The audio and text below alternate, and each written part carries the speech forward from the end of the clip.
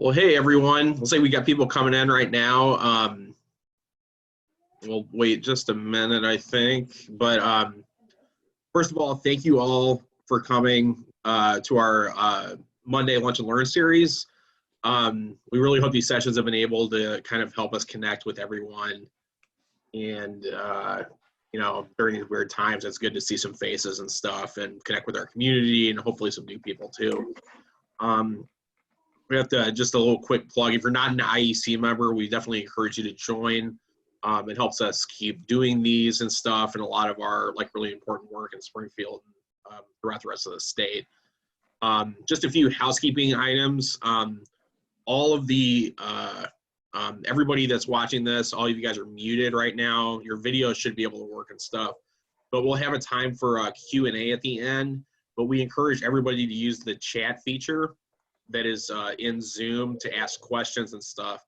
For any folks that are on the phone that want to have a question in a little while, you can hit *9 on your phone and it'll prompt us to say that you raised your hand, and we'll be able to call out to you for questions. And then once we get to that point, there's a way we can have you unmuted and stuff, but we'll take care of that on our end. With that, I'm going to give our co-host for the day an opportunity to introduce themselves to everybody and kind of talk about what they're going to be showing us today. So Andrew, do you want to lead us off? Sure. My name is Andrew Szwak, and I'm the Government Affairs Manager at Openlands, and look forward to having a very fun and robust conversation with you all. Thanks, Andrew. And Raquel? Hi, I'm Raquel Garcia Alvarez. I'm with the Forest Preserves of Cook County, and I'm the Stewardship Program Coordinator. So I oversee our stewardship volunteers at over 90 sites in the Forest Preserves. Yeah. Great, thank you. And lastly, Mary. Hi, I'm Mary Vandervoort. I'm President and CEO of Heartlands Conservancy. We're a local land trust serving the St. Louis Metro East and Southwestern Illinois. And I'm going to be talking today about some of the great stuff going on in Downstate, Illinois that you can participate in. That is great. Thank you all for being with us. We're really excited to talk a little bit about open space today, especially when everybody's feeling all, cooped up in their homes right now. It's good to have an outlet to be able to get out and stuff, and hopefully we can learn of some places that we can go. So with that, Andrew, I'll let you kick it off. You want to share your presentation with us?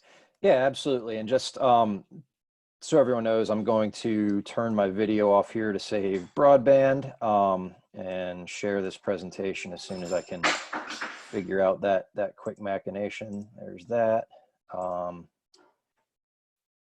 Just give this a second to load and we should be off and running. Okay. If I'm coming in loud and clear, first of all, thank you all for joining us today. I want to start first and foremost with a very big thank you to Elliot, Lindsay, Jen, and the entire team at IEC for organizing these talks. Got to be honest a little bit, when these webinars started, I really thought that I'd be able to tune in and get some work done early on, and that hasn't happened. I've been listening to just about every word of them and learning a ton in the process. Hope you all do the same today. It's just really driven home to me how amazing and deep and varied the knowledge base here in the IEC community is, and just how much we've all got to learn from one another. So in the spirit of all that, I'm very fortunate today to share a topic with you all that's very near and dear to me, which is where and how to get outside. Believe it or not, you can go to school and even graduate school for helping people to get outside. More formally, it's called outdoor rec planning, and it's something that I've been, again, very lucky to practice for much of my career, and that's why I'm sort of on here giving you this talk today. One of the main things about outdoor rec planning, that a lot like policy, there are some overarching realities to it, but it's otherwise a very parochial practice. What that kind of means to me is that no one person knows an area better than those who live there. And the best thing to do as sort of a planner and talking about where to get outside is to get as many ideas and suggestions as you can from folks who live where they do. So with that in mind, if you've got especially good and burning suggestions that you don't mind sharing with us, please utilize the chat function and go ahead and do that. And that way we can get a pretty good running list going and then maybe share that out afterwards. Just getting into first things first, I really want to cover a little bit about the realities with which we're facing regarding coronavirus and the limitations it's putting on us as we go to spend time outside. The first thing is that coronavirus and the risk of contracting it has the potential to color just about any experience we have outside if we let it. If we're constantly worrying that what we do might cause us to get sick or cause someone we love to get sick, then we're going to be really hard pressed to enjoy our time outside. So that kind of mindset, would transform something we're doing to get energized and be restored. It turns it into another source of stress, which none of us really need right now. So I want to spend a little time just running through some of the science about how it's transmitted in outdoor settings. And we'll note that while I'm not qualified to present this information, my much better half, who's a pharmacist at the USC hospital and has been treating COVID patients all this while, has sort of okayed and provided some of this to me. So transmitting things that are information that's much better than I could give you on my own. The CDC has no formal recommendations, guidance documents, or resources that I've been able to find related to exercising outside. The only constant recommendation is, no matter where we are, maintaining physical distancing with people who do not live in our households. That said, surveys of experts across a range of disciplines say that outdoor recreation is entirely safe as long as we keep that separation from other people. I think everyone's got this by now, but I really just wanted to get a Michael Scott meme in here, and this is the best one that I found on coronavirus to do that. Initial recommendations being 5 feet. When we're outside, the dynamics of social distancing change a little bit, especially when we're exercising. Laterally, side to side, 6 feet is still generally considered to be enough space. That changes as soon as you get behind someone, especially when you're moving. The breath and saliva droplets that transport coronaviruses need time and sort of space to drop out of the air column before you, exercising, move through them, or someone behind you moves through them. Sort of preliminary studies out of Europe suggest you need a little more space for walking than you might for standing still, about 6 to 12 feet. Running, leave about 15 to 25 feet. Cyclists, 30 to 60 feet. If it's windy, that has to factor in as well, unfortunately, as it is certainly outside right now in Chicago. Consider leaving even more space, get somewhere that's somewhat blocked from the wind or where there are just very few people around, because wind kind of changes the dynamics of this entirely. Masks. So another question people have are, I don't want to exercise in a mask. That's really uncomfortable. The New York Times put out a really good article on Friday about this, and I'm happy to share that in the chat. Maybe I'll do that later just to not interrupt the conversation, but it includes a lot of opinions with experts on public health and disease transmission that I think might be worth checking out about masks. Long story short is, it's a good idea to have a mask with you every time you leave home. You might find crowds unexpectedly unavoidable at places like trailheads, parking lots, boat ramps, places like that. And it's important to wear a mask when you're within 6 to 12 feet of people. Just a reminder, most of us know this already, but masks aren't going to prevent you from getting, coronavirus. It's more so to protect people to whom you might inadvertently spread it. Up to 60% of people that are infected with COVID don't even know they have it while they're contagious. There's a National Institute of Health study ongoing right now about this that'll help us nail down that number a little more. But even though some of us might feel well enough to go outside, it's important to, if you're going to be around people, just have a mask on you, so that if you do get within that sort of recommended distance, you're not inadvertently spreading any COVID particles. All that said, it's not otherwise critical to wear masks when you're outside or exercising. It's much more important to wash your hands, wipe down or disinfect any equipment you might use, and avoid contact with people who are outside your household. If you do wear a mask, just about anything suffices, even, you know, disco ball themed ones like our friends there. Problem with them is they were at a big party wearing these masks early in the days of coronavirus, so that they were, you know, on the one hand, doing what they should be doing, on the other hand, very much not. Really, anything that keeps stuff that comes out of your nose and mouth from getting into the air column will do the trick. Last thing on this, last few precautions as we're venturing outside in a COVID, post-COVID world. These come from the National Rec and Park Association. Carry hand sanitizer, don't use trail, don't be outside if you have symptoms. Generally, cover your mouth and nose. Warn other trail users. I think this is one that got us in trouble in Chicago, as people were brushing by each other on bikes and on the lakefront path. Public restrooms are probably going to be closed, so just know that in advance. Don't drink out of water fountains for the time being, and pick up your trash as you go. So moving right into what we're going to do when we get outside, right? That's kind of the big burning questions. There are some no-nos that we should be staying away from right now. Definitely no contact or group sports. Sadly, that includes amateur and professional baseball, and the Olympic Games here coming up.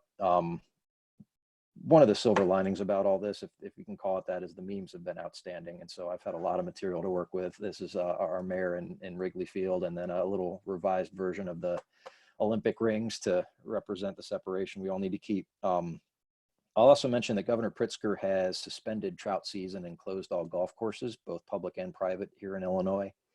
Anecdotally, I've heard of courses open in neighboring states, but they are enforcing pretty strict residency requirements on who can tee off. So most of us from Illinois are out of luck on the golfing front for now.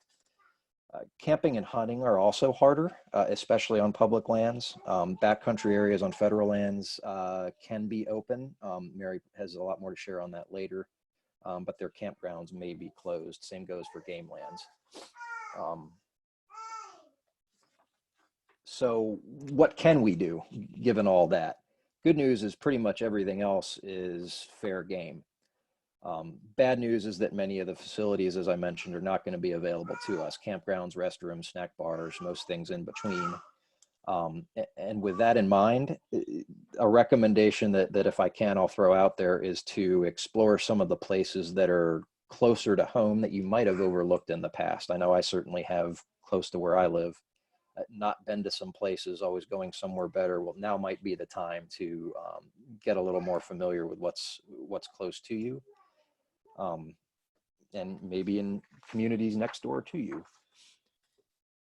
So Mary might touch on this later as well. Something that was developed, at least with her leadership, hiking and walking. One of the things we can do, there are far too many local spots to get outside to run through everything here. Most locals probably wouldn't appreciate it if we did share their secret spots. Instead, what I'd like to offer today is more a series of resources that you can use as you're planning your own excursions, which can be half the fun sometimes. While I'm doing that, I'll just mention again, everyone's welcome to use that chat function. I can't see it right now, but you're welcomed and encouraged to start a running list of places you might recommend for each of these sort of hiking, running, things like that. And share them with us. Just give us some basic information about it, where it is, what you like to do there, and ideally a link that we can just online pop on and learn for ourselves.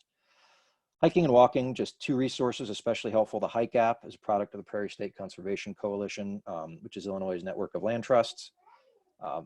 Mary Vandervoort, again, is the past president and a planner herself who can give better insights into this than I can. I'll just mention that it is especially valuable to have now because it offers directions and virtual hikes to a number of great natural areas that are not necessarily on state lands. As I mentioned, state lands are currently closed, but many non-state properties are open. Openlands Get Outside map, you know, certainly keen to mention this one is similar in that it has a focus on non-state areas as well as places to get outside. It uses a Google Maps platform to show descriptions that you can filter through as places to get out, places that are accessible, or some things you can filter on, whether you can hike, hunt, have a playground, things like that. It also mentioned that as a useful resource for those of us in Illinois.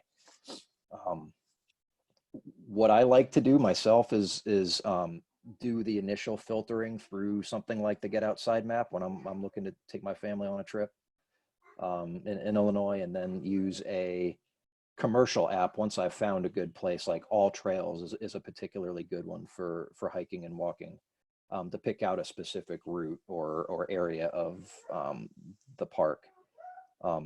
Just a quick word of caution, and I hate to do this, especially after running through a lot of COVID related stuff about all this, especially if you're going to a site that's owned by a local government or non-government group. The ability of a lot of us to care for and maintain some of these places is being really stretched further than it has in decades. Combination of very tight budgets, lack of, frankly, some political will, and some increasingly harsh natural conditions are taking a toll. I'll get into this later, but I just want to highlight one example, and that's the Openlands Lakeshore Preserve I've heard mentioned a few times. This January, we lost almost an acre of land to Lake Michigan from erosion due to those nasty storms we had here. Hundreds of thousands of dollars in damage, and we've had to close part of the preserve. And I know we're not alone. A lot of places have suffered similar sort of damage lately. You'll see caution tape out there. It's not for physical distancing purposes. It's to keep people off of places that are currently literally unstable or unsafe. And so just kind of note that in the context of this bigger discussion about how we adequately fund and maintain natural areas in the state. If you're out there, you know, I don't have to tell this crowd necessarily to be respectful, but please encourage others to do the same. If you see people or pets off trail or things like that, please encourage them that there are reasons to stay on trail, and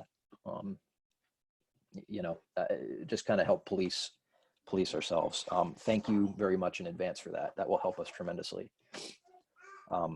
Another great one, and I've heard so many people learning birding during this time, and that's fantastic. I've sort of noticed here, and I don't know if others have elsewhere, that animals are getting the run of the place as people have kind of sheltered in place. Coyotes are parading around the loop, migrating birds are congregating in parking lots, and it's just a great time to see wildlife. I don't know if anyone caught, in addition to wildlife, I don't know if anyone caught Chris Benda's webinar last week. That was really interesting on places to go see wildflowers here in the state. Again, great timing for that as spring is hopefully upon us here. Let's see, we're also on the sort of tail end of migration season. And while some of the best places to see those bird migrations are unfortunately on the lakefront here in Chicago, there are plenty of inland sites that are open. Just a quick shout out to Audubon, Bird Conservation Network, and the city of Chicago that put together a great resource called the Chicago Region Birding Trail Guide. That profiles about 60 places in and around Chicago that are especially good to go birding. Highly recommend checking that out before the spring migration is over here. Outside in Chicago, just very, very quickly touch on Chautauqua, Emaquan, Hackmatack, Crab Orchard, and some national wildlife refuges that are good bets as well. If you're a pro or trying to become one, ebird.org, another Audubon associated product, is great to track what you are able to see. iNaturalist is a similar app that's a little more novice friendly, I've found, than eBird. It lets you compare what you saw or what you think you saw against observations made by many other professional and amateur wildlife watchers. These are pretty fun to get into right now. Gardening, another sort of activity that can keep you closer to home if you're not looking to get too far away. For those of us that like to be a little more active in the process, you can join a garden plot or community garden. It's a great way to be outside right now, again, without leaving home too far. QUAMP, or the Chicago Urban Ag Mapping Project, is really useful to see what gardens are nearby. If food growing really isn't your thing, there are school gardens especially may not be getting tended right now. QUAMP shows the locations of these gardens and the contact info for those gardens in some cases. You can consider offering to help tend those gardens in the absence of kids and teachers. Openlands has a lot of relationships with some of those teachers and contacts in Chicago, and would be happy to help get you in touch. Just let me know afterwards if that's something that interests you. Anecdotally, I've heard of local garden plots here in Chicago being very popular this year, oversubscribed in some cases, but if you are able to secure a spot, you know, keeping that 6 to 12 feet, disinfecting any common tools you use, and just bringing your own might be the best way to go in order to do gardening right now.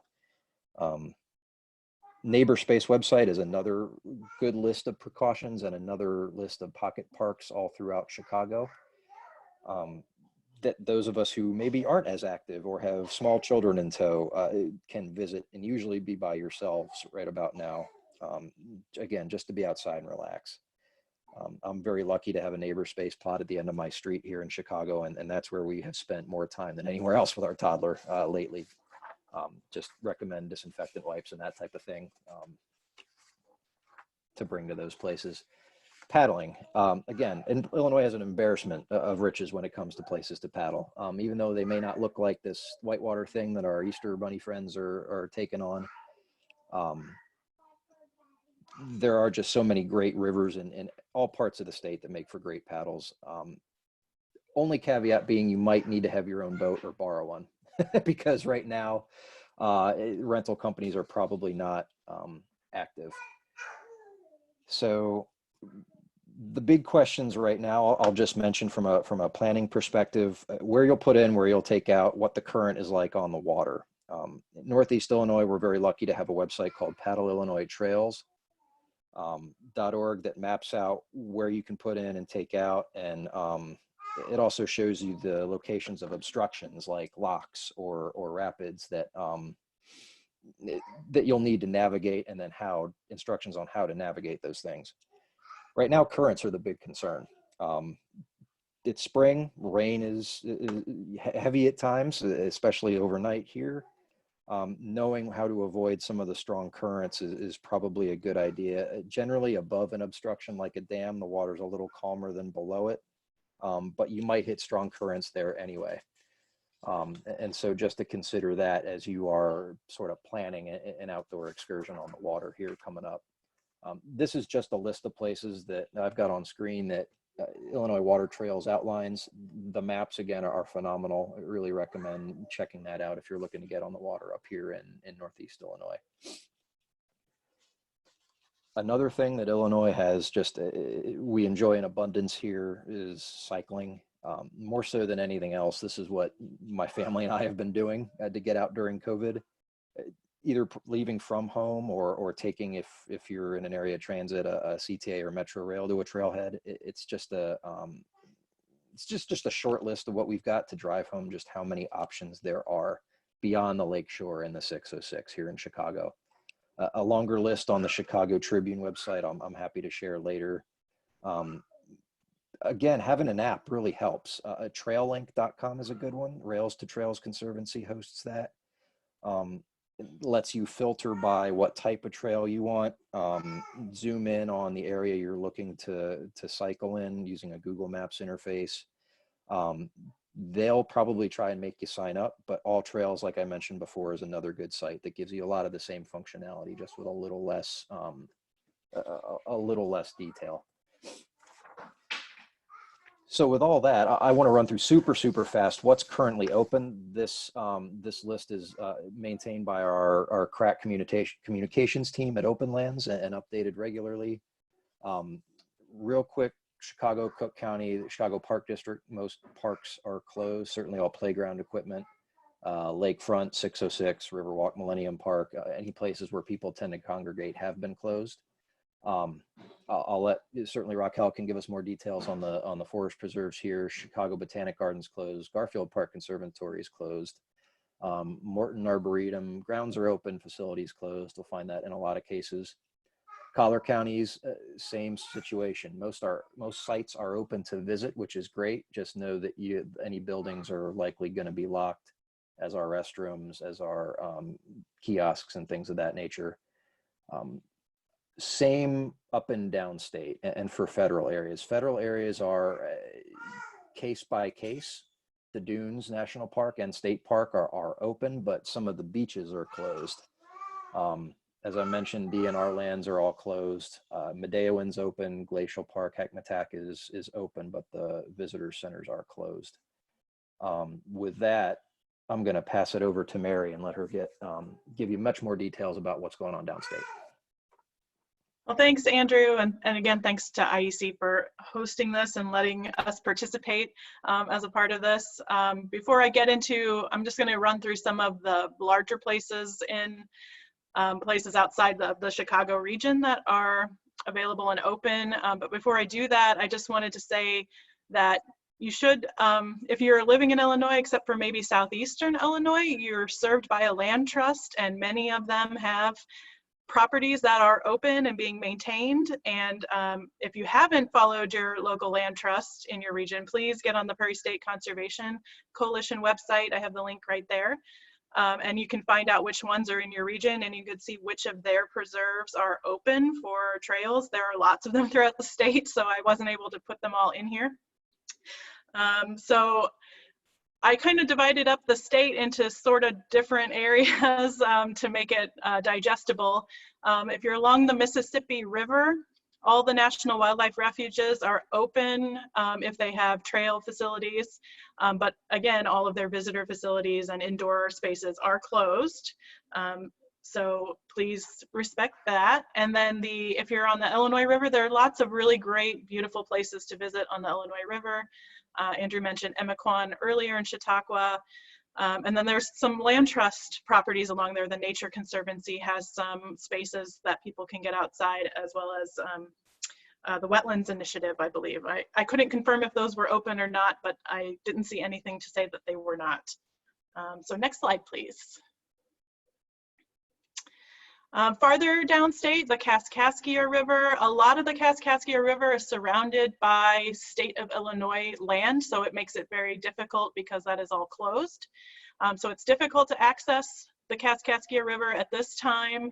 However, Carlisle Lake and Lake Shelbyville have Corps of Engineers sites, and those sites are open. The campgrounds are closed, but the day uses are open, and you can use both of those lakes for fishing, boating, paddling, and then there's trails throughout there as well. The Lock-in Dam at the Kaskaskia River and Mississippi River, as far as I can tell, there's a recreation area there where the trails are open. We were kind of having a staff conversation this morning on whether or not you can access it through there or not. So after this is over, once I get confirmation from the Corps of Engineers, I can include that with the resources that go out after this.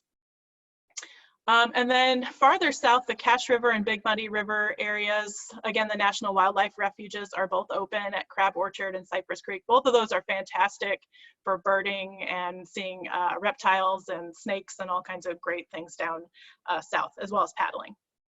Next slide.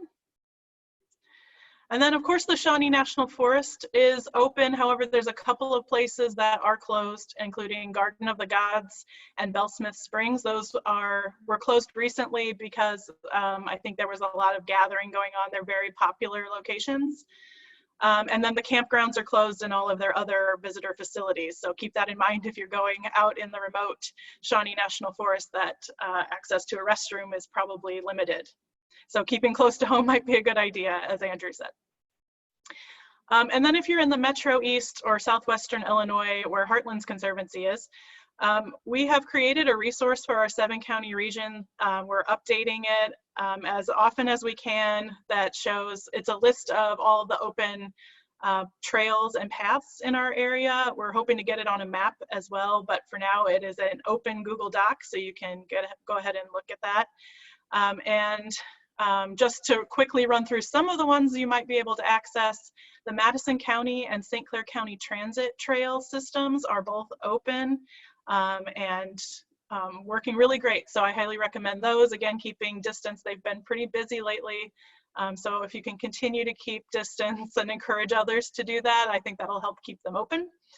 Our partners at Clifftop and Heartlands have White Rock Nature Preserve in Monroe County that's open. That's a pretty cool bluff trail you can visit, as well as Salt Lake Point in Monroe County, so you can get an overview of the Mississippi River from there. Those two places are really great for wildflower viewing right now. And then there's numerous places owned by St. Clair County that are also open. I didn't go into all the municipalities, but if you go in that list, you'll be able to see all the municipal places that are open. And then next slide.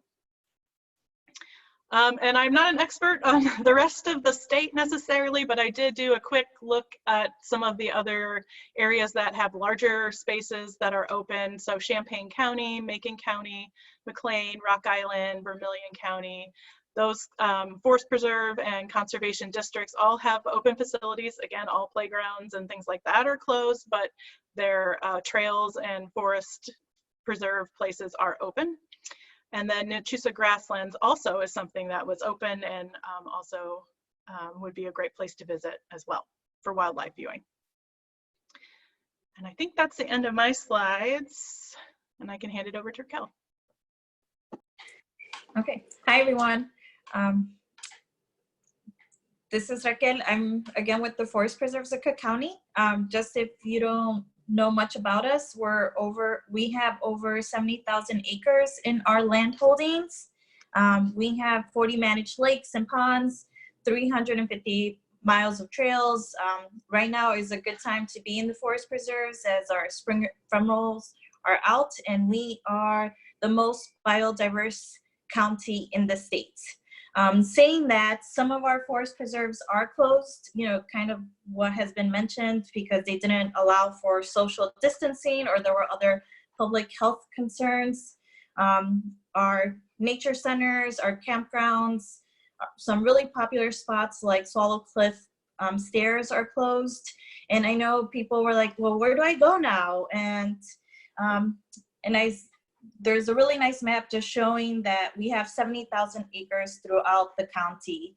And please note, while the trails are all open, bathrooms are closed at our forest preserves. Next slide.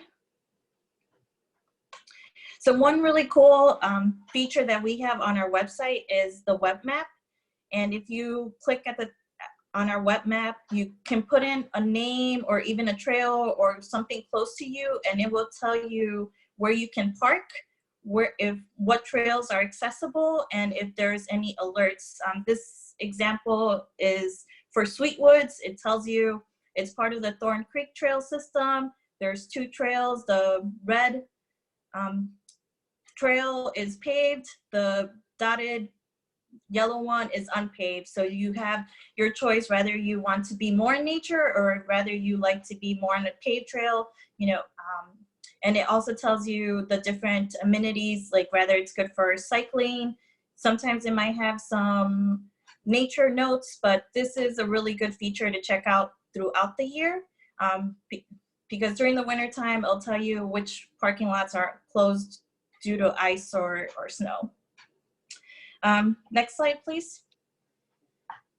So as been mentioned, please practice social distancing. We have some signs out.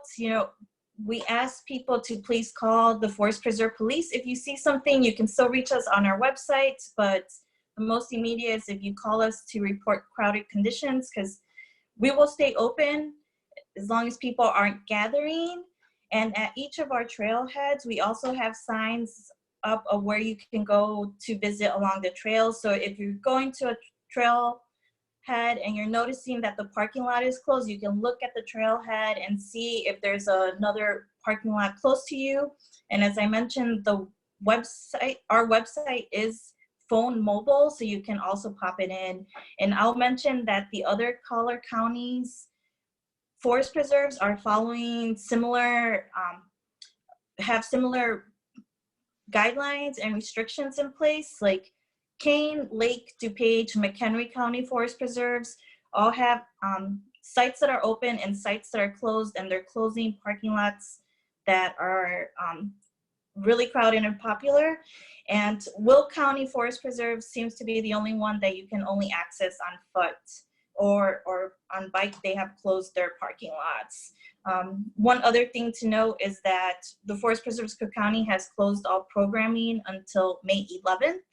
And I need to give a shout out to my coworker, Chris, who has been having fun out in the preserves. And, you know, you might see this man, you might know him very well. It's, you can put in your comments if you can guess who it is, but she's been playing a game of where's Aldo, to find where's Aldo in the forest preserves, to kind of give people an idea of where they can go. Sometimes you might see him being attacked by a snake, you know, but it's just a really good way to have some fun while you're out in nature, and it's a good solitary activity as well. So let's see. And please also note that forest preserves staff is, while we're out there, we're out there in a limited capacity. So, you know, be safe. Let other folks know if you're out in nature. Okay, all right, thank you.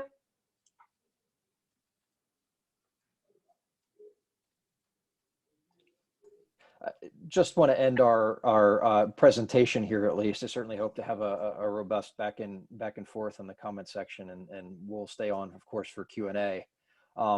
But with a quick touch on the bigger picture here, you know, and a quick appeal for your support. Certainly know there are a lot of pressing needs in the world right now. We all know that. It'd be remiss, however, to mention that, not to mention that natural areas could also use our support as well. This entire episode has kind of driven home for many of us how much it means to have places to go outside, like all the places that have been mentioned. And like I mentioned, we're at risk of losing access to some of them temporarily, or unfortunately longer term, or chronic funding needs. We all know that. A lot of deferred maintenance needs and anticipated needs in the future as these places continue to be well visited, well loved, and as natural forces continue to, you know, things like invasive species and climate change. Certainly, we've got maintenance needs that are ongoing. And so just wanted to also touch on a recent study by the Grand Victoria Foundation, led by the Delta Institute, that gave us a good sense of what some of our needs look like. To have some stats, some high level points about that study. IEC was an integral part of it as well. Public agencies aren't able to fund as much stewardship and care for these places as they once were. Philanthropy and individual giving are making up a lot of the slack, but many of us in the conservation organization world don't have dedicated stewardship funding. These are big problems we've got to consider going forward, again, in the scheme of everything else going on in the world, you know, to consider. Thankfully, we've been hard at work all in the meantime, brainstorming policies and ways to really smartly tackle this big stewardship and maintenance of natural areas issue. We, again, billions of dollars deferred maintenance on Illinois public lands, state, federal, local, and private. At the federal level, there's legislation, both the Great American Outdoors Act and the Recovering America's Wildlife Act, that would go a long way into helping bridge some of the funding needs. We are also hearing rumbles of a new 21st Century Conservation Corps, certainly an expanded version of that would put people out of work to work in our natural areas, similar to the New Deal FDR programs of the Great Depression. We also know that natural area stewardship grants are coming. I've been saying that for 3 years, but we think we're really close now, finally. Hope to roll those out next year in cooperation with IDNR and their great team. And also, we know Forest Preserve and Conservation District referenda are perennially circling out there, and any support that we can get to get those done would again take us a long way towards keeping these places open and available for all of us. With that, I'm going to stop sharing my screen and kick it back to Elliot. Cool. Thank you all so much. This is super interesting. And as we've kind of all been saying, you know, with all of us being cooped up inside and everything, we think it's really important that people do have an outlet to be able to get out and experience something other than staring at their computer screens for a little bit. And we really appreciate you guys sharing some info with us on that. Just a couple of things in the chat. We don't really have a lot yet, but one of the, Kim Stone says, thank you to Openlands for keeping Lakeshore Preserve open at Fort Sheridan. It's a great place to walk and not too crowded. So definitely some appreciation there. Yeah, and I guess in terms of, I guess one thing I'll do, I'd like to plug Illinois Audubon Society properties in Central Illinois. They've got a bunch all over the state, but there's a few really, really good ones around the Springfield, Sangamon County area. I wanted to ask each of you, is there a favorite spot of yours that you wouldn't mind sharing? I know you don't want to get it overcrowded with folk or anything like that, but like Andrew, what's a favorite place of yours? Well, let me get to that in a sec. I'll as I quickly figure out just one. Appreciate Kim's comment, and we were very anxious at first because within the first couple days we were getting complaints from the neighbors that it was too crowded and that there was no place to go, and so we were dangerously close to taking more drastic measures. Thankfully, we haven't had to do that. But that's thanks to the folks who are out there doing, using that space as they need to. And so thank you for sharing that. Man, my favorite place, I'm partial to LaBaugh Woods myself, to be honest. Wildflower show and just being out in the woods there is one of my favorite places here in Chicago. And that's not just because I have Raquel on the on the line. It's Forest Preserve site, but I'm pretty partial to that spot myself. Yeah. Yeah, Raquel, how about you? I have quite a few spots, but I will say Sweet Woods is one of them, by that Wampum Lake, Xander Woods area. That's really nice, and it's further south, so it's a really nice surprise that I think people are like, oh, I didn't realize this was here. So, Yeah. And Mary, how about you? I have quite a few places, so I'll only mention a couple, but the Madison County trail system is really fantastic, and there's one trail which is convenient for me because it goes right behind my house, but it connects right behind the city of Edwardsville's Watershed Nature Center, and when you ride your bike or walk through there, you can see all the spring wildflowers, and then it connects into the nature center, so it's a really beautiful biking and walking place. So I think that's probably my number one right now. If I could go anywhere though and travel around, I would probably head down to Salt Lake Point in Monroe County. That right now is spectacularly beautiful. Very cool. Well, I'm looking at the chat. As Andrew said, we encourage anybody, if they've got suggestions on where folks would go or where folks should go and get out inside stuff, we more than appreciate that. After this session is done, we are recording this and we'll share it on YouTube, but we'll also take a transcript of the chat and share it with folks so they can see people's suggestions and stuff. I think we don't really have a lot of questions in there right now. I know, Andrew, you had talked a little bit on National Area Stewardship Grant. Just a quick update from our end on that. This last, a few months ago, before all of the virus stuff started really coming about, we were able to finally get rules through the Joint Committee on Administrative Rules at the Capitol, which was really cool. Andrew, have you heard anything more from DNR or anybody is about the funding for that grant, or is it still kind of work in progress at this point? I'm afraid to ask, to be honest. In the past, before the program was up and running, there had been some appropriated money for that program, $2 million, I think, which is great. It's, we'll certainly be able to use that money and then ask for more. We just hope that with all things considering going on and budget needs that are on the horizon, that money can continue to be appropriated, and we'll certainly be asking for support. I would say Conservation Lobbying Day coming up in early May, but maybe another time to come to Springfield and help make the case, even though it's a fairly small amount of money as far as the state budget goes. I have a feeling we're going to need to fight pretty hard to keep it. Again, when that program is stood up and we're back to business. Very cool. Let me see. I'm reading the question right now. Oh, actually, this is a pretty good question. It says, when we're able to ease back in everyday life, has there been any thought on how stewardship days would be handled? Could they be the same as usual, or do they need to be augmented in terms of, I know there's a lot of folks, they share a lot of equipment out there, like cutting bush honeysuckle and lots of stuff like that. So what are your all thoughts? I mean, do we need to change the way that it's all done, or what do you think? Well, for us, we have, postponed all of our stewardship volunteer days just out of precautions. We'll follow guidance from whatever comes down from the CDC and the state.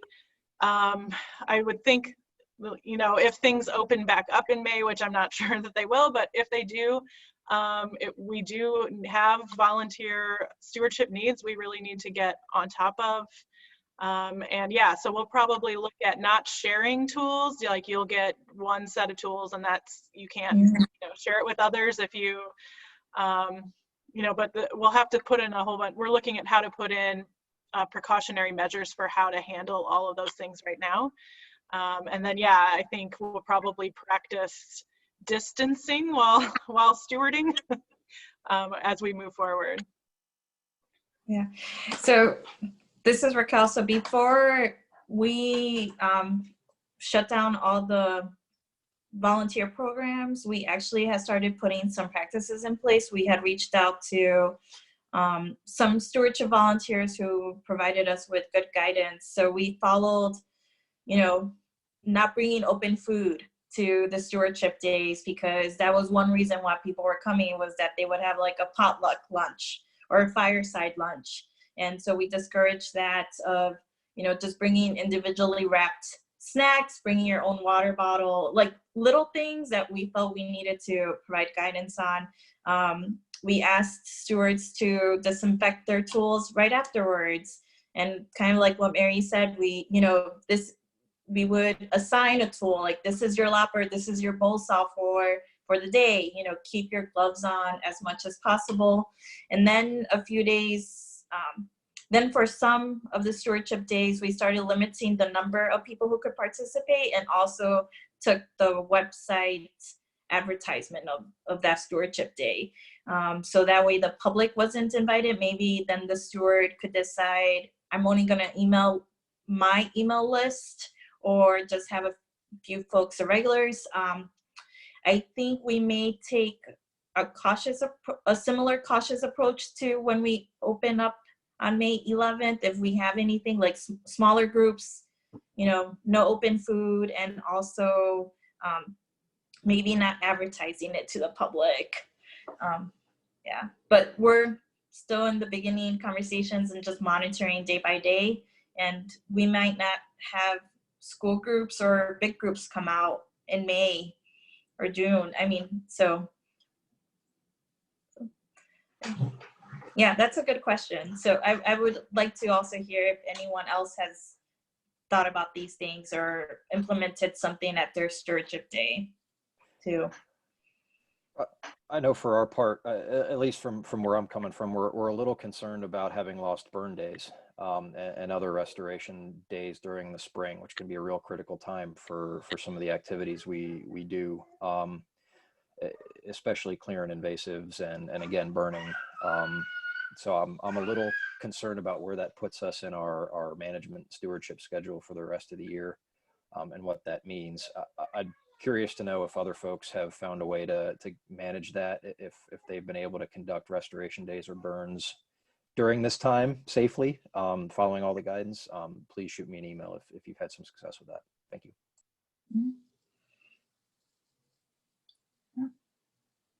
I guess I'm running out of questions. I'm gonna ask Lindsay something. Yeah. Oh, Lindsay, I'll put her on the spot for a minute.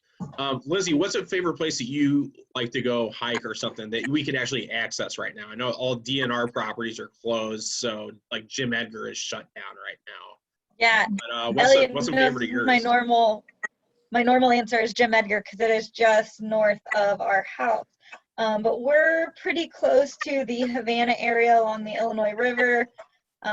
which I think Mary had mentioned.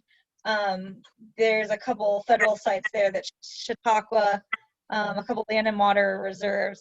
Emiquon is there, the Nature Conservancy's Emiquon. Super cool. They have like a big pier you can walk down. Those are toddler toys you're hearing in the background. But yeah, Emiquon's fantastic. In the Havana area, there's like 4 or 5 really readily accessible areas. And like you guys said, it's some of the same issues, I imagine, is that the parking lots are full, but the trails are pretty, it's still pretty easy to maintain social distance once you're actually out there and away from the main congregation area. And then Andrew talked a little bit. I have a question that was really similar to what Andrew was talking about with missing burn days. And maybe you guys touched on this a little bit. How do you see this impacting stewardship in the future? These, like, maybe best case scenario, if this just lasts through the summer or something, how does missing one season or potentially more seasons affect you guys as small land trust or as larger organizations, and the natural spaces that we aren't able to take care of maybe to the best of our ability right now? Yeah. So for the forest preserves of Cook County, oh, am I unmuted? Yeah. Okay. Nope. Yeah, you're good. I can hear you. Okay, great. So we look at the burn season on a calendar year, both spring and fall, and we have not had very good either spring or fall. So one season, maybe, I think last year we had 2 days during the spring season, and then we were able to make up for it during the fall. So that's one way that we're looking at it. And then the weather is really our limiting factor, and we just try to, we might try to get more volunteers out and get more contracts in place for the fall if we are able to make it up. Great. Mm-hmm.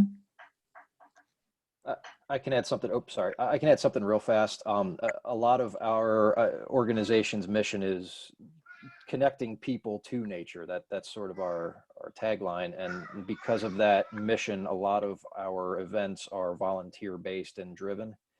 And so while we will hire contractors for some of the big work, a lot of our projects, restoration and stewardship, are very much volunteer based. And that has put us, in a, well, we're still sort of assessing what it's doing, to be honest. And we've got a real good staff and answering these questions who are not me. So with that disclaimer, but it is something because, again, of our volunteer and people driven mission that we're rethinking how exactly we tackle this. Yeah, and I'd say we're in the same boat as Openlands. We have a couple of staff who are dedicated to stewardship and conservation, but it's primarily them leading volunteers to do all those things, and it makes it very difficult. So I'm predicting we're going to be worse off than we were. We were making progress on a lot of sites, and I think we're going to have a lot of catching up to do. And so we're trying to navigate how that's going to work. Yeah, and I will say that at least in Illinois, we're used to being resilient and figuring out creative ways, especially with the way that funds have been strapped the last few years. Maybe the silver lining is that I have a lot of faith in the conservation community that we will figure something out. Mm-hmm. Yeah. And then I want to encourage you guys to pop questions into the chat. I haven't seen very many, but you have a couple experts here, and we should use up these last 5 minutes with anything that's bouncing around your heads. Yeah. I can add one other thing, if that's okay. Yeah. Even though, as a land trust, and like Openlands too, Heartlands has been trying to get people engaged with nature just in their own yards. So we've made a few resources that you can find on our website and our Facebook page in particular. We made like a bingo card where families could get out with kids to find like a snail or find different types of trees and things like that. So that helps people get out. We have an English version and a Spanish version of that. And then we have some other brochures and things and activities like a birding blitz in your backyard that at least keep you engaged and aren't necessarily getting you out into a lot of our state parks, which are closed, but you could do it from your yard or your window. Yeah. Super cool. Kim Stone is asking, any ideas on how we can better communicate to people on how we get outside safely so these areas are not closed? So how do we communicate that message to the public that we still have open sites, they're still available, we just need you to take safety precautions? Or how are you guys doing that so far? Are you using social media? This is for the Forest Preserves Cook County. We are using social media, and we're also putting signs on the trails, you know, kind of referring to the picture from my presentation. And we do have staff out monitoring areas. You know, I think one of the best ways is probably just, if you're out, you know, you should probably use social media and say like, oh, I'm out here, you know, and encourage folks to visit that site if there's not a lot of people. I think the other thing too is that it also depends on the time of day that people go. You know, we're noticing that there's more people in the afternoon and less people in the morning and evening. So. Right. I know one of the land trusts go ahead.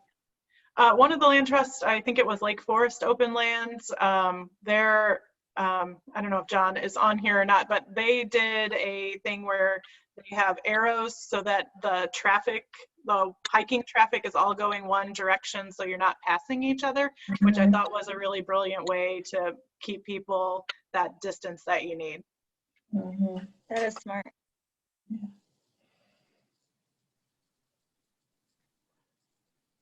Cool. Yeah. I see that. Oh, sorry. Go ahead, Lindsay. I was just going to point people to the chat because it looks like Andrew's throwing in some of these links to resources. For some reason, Zoom is really goofy. I think because of some of the security issues they've had, they've recently turned off the links in the chat. But you can copy and paste these into a browser. Obviously, you're all computer literate if you're on a Zoom meeting. But we will also be sending them out as a follow-up.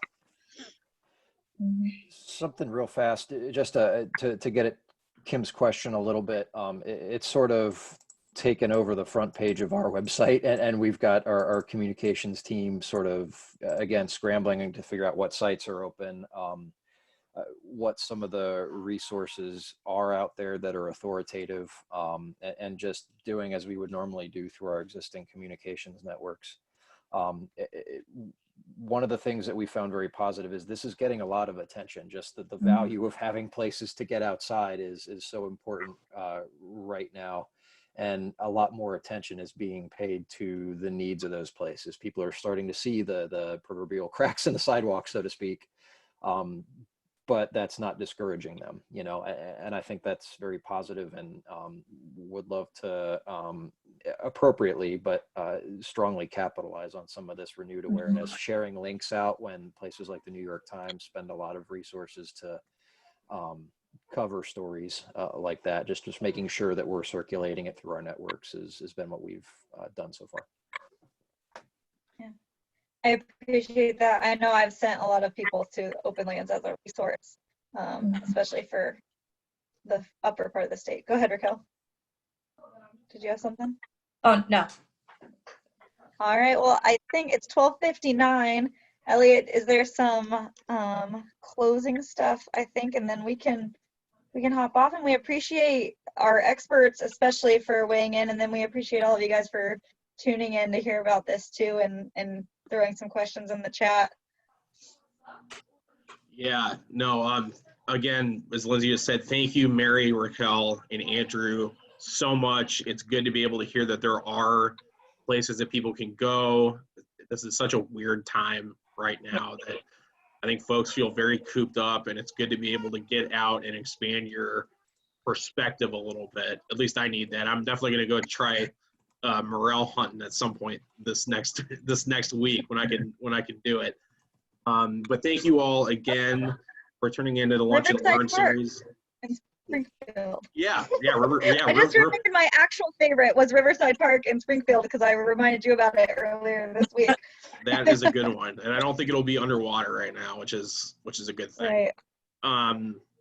But yeah, thank you all again so much, and thanks everybody for turning into Lunch and Learn series. Tomorrow we're going to do an exciting one on photographing pollinators, or is it just insects? Yeah, I think it's broad for insects. Cool. So if you're an entomology nerd like we are at IEC, you'll definitely love that. But yeah, thank you all again. We really appreciate it, and we'll talk with you all soon. Be safe out there. Thank you. Great. Thank you. Guys. Thank you.